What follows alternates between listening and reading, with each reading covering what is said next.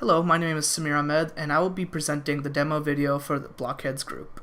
Moving on for the multi-organizational definition of Hyperledger Composer, we can now define our UPS use case using the following model. In our scenario, we are creating an asset-centric system that would be used to assist client UPS asset information transfers in the form of ASNs, Advanced Shipping Notifications. UPS clients, companies like Apple or Amazon, who are providing the asset would use our blockchain platform to submit ship-in order requests, specifying the characteristics of the order being shipped to a specific warehouse. That information is instantaneously updated for UPS employees to see and eventually confirm that the order has been received. The new status of the asset is then sent back to the client. As customers, the end users of the asset, start requesting products from our client, the client would then fill out a ship-out order request, specifying the shipper that will go to the warehouse to pick up and deliver the product to the end user. Next, I'll be showing our model file. The model file is where we define the structure of our business network, which consists of assets, participants, and transactions. Each of these have properties that are determined by the companies that create the network. In our network, there is only one asset type, and that is client asset, with properties such as product ID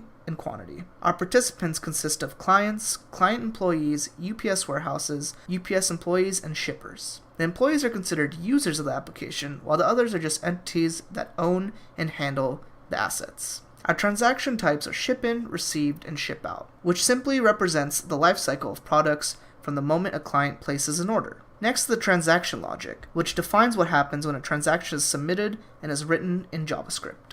The logic file is the brains behind the business network. This is where assets are created, deleted, and updated based on the transaction type and information given. Information about the current user submitting the transaction can also be pulled for further processing. Finally, we have the access control file. The access control file is the security behind the business network.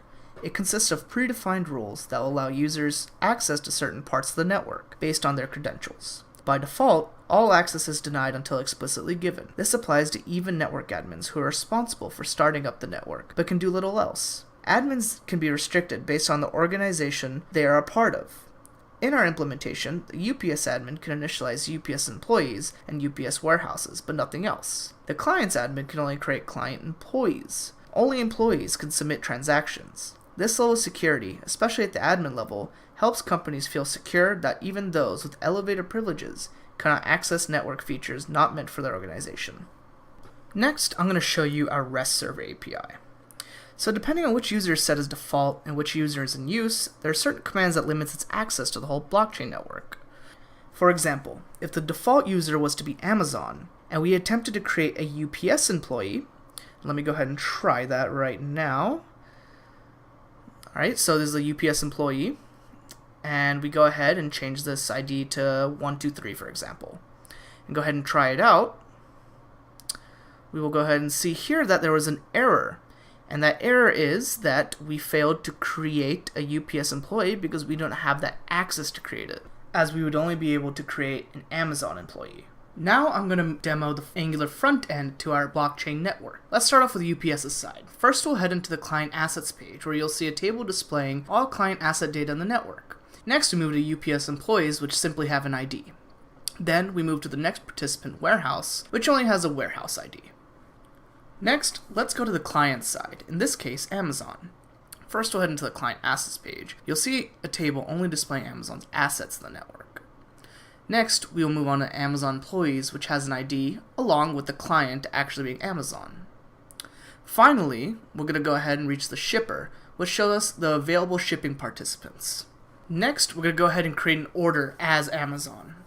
So go to Shippin, go ahead and click Invoke, and enter a product ID like 125, and a warehouse ID 1, and a quantity of 550. Let me go ahead and confirm.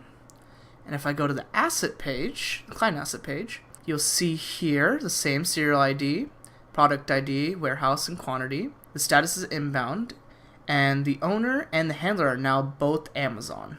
Let's go to UPS's side of things. So go to client assets, and you'll see the same serial ID, product ID, and is owned by Amazon and handled by Amazon, and it's now received by UPS. So let's go ahead and let Amazon know that. Go ahead and invoke. Enter a product ID of 125. The warehouse ID was 1 and the quantity of 550. And the owner, of course, is Amazon. Go ahead and hit confirm. Now let's go back to client asset page as UPS. You'll see here the serial ID and productivity are the same. However, now the status is in-house, and the handler is now UPS warehouse.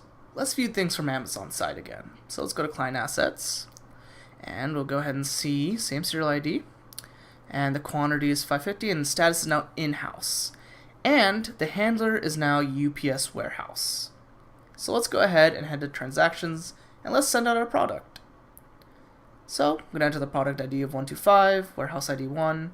Let's do a quantity 300, and the shipper is shipper 1. Hit confirm, and let's go ahead and head back to the client asset page as Amazon this time, of course. And you'll see here a new serial ID, and this quantity is 300, and it's outbound placed, and the handler is shipper 1. And yet we still have this other serial ID with the quantity of 250, and the handler is still UPS warehouse.